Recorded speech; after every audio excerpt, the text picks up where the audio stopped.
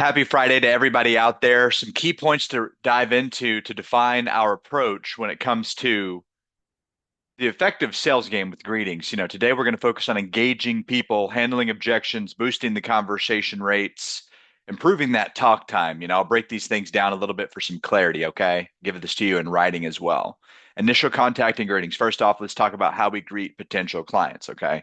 Avoid mentioning insurance right away. Okay. We want to start and keep things casual and vague so clients don't feel immediately on guard. They get a lot of calls. This makes you a little bit different. It's a little bit less formal. The approach eases it, causes less resistance. Okay. Acknowledgement that the client receives a lot of phone calls. Hey, this helps them feel understood.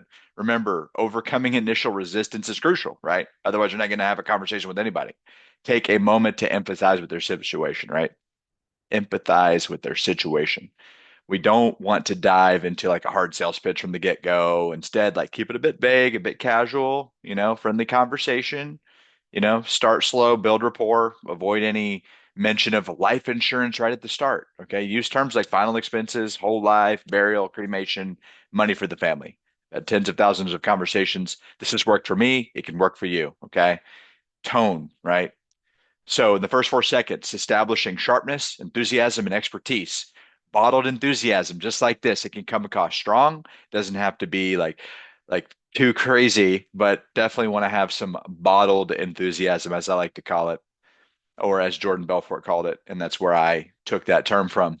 So make sure you're coming across as confident and knowledgeable, right? Tonality and body language. So we got the tonality. You can get into it. You can have the conversation. You can emote. You can stand up, right? This is going to be something that you should keep yourself accountable on. We used to put mirrors in front of ourselves in the office and smile while you dial. Like that smile can come across on the phone. Keep conversation control and have a little strategy there, right? So you're asking some open-ended questions which allow them to reveal what's important to them, right? Because that's what this is all about, man. You're discovering their needs, what they truly want, what's their motivation or reason for doing this, who's the beneficiary. If the prospect doesn't have a real need or desire, then, don't waste time. It's okay to walk away. Always be adaptable. Each conversation's unique, and it's crucial that we stay flexible based on the responses that we get, but rather that you are controlling the environment. You're not always letting the environment control you. Okay, don't mix that up. Uh, if they need more information, provide it.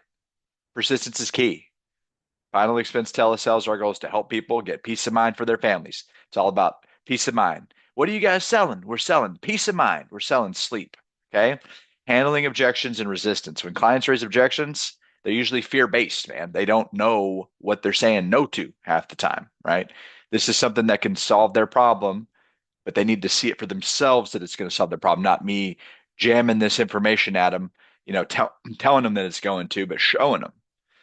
Memorize those rebuttals, man. You need to know what you're going to say, when you're going to say it, how you're going to say it. Respond with confidence and assure them that you're here to provide information that can be useful. Okay.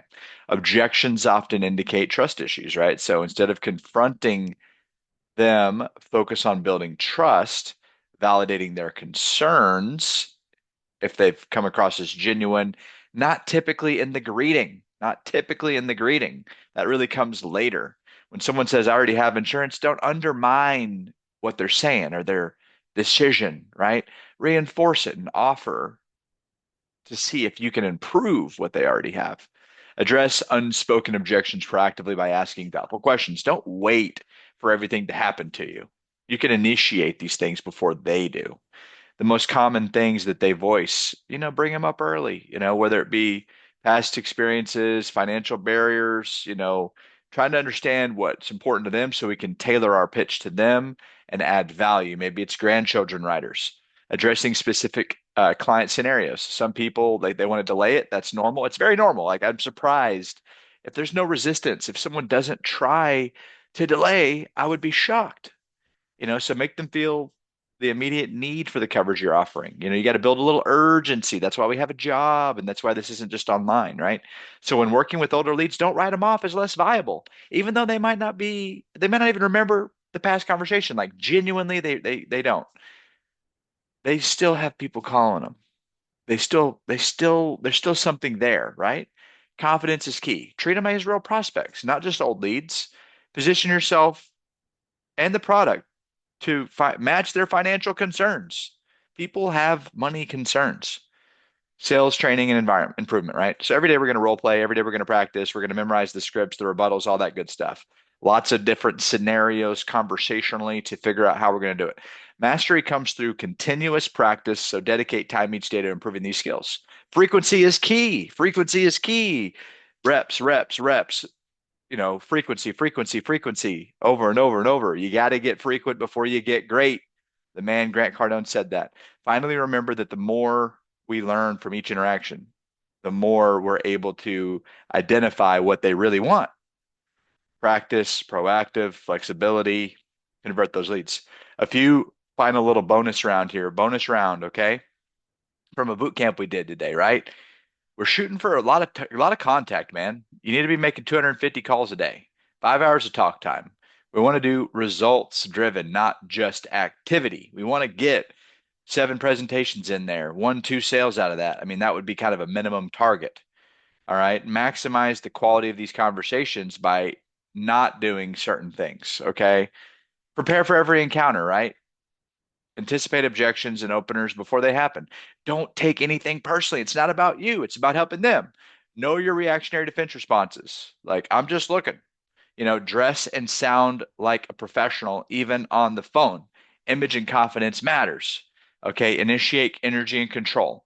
Move first, walk toward the conversation. And surprise Disarm with surprise and confidence. Be different, not robotic.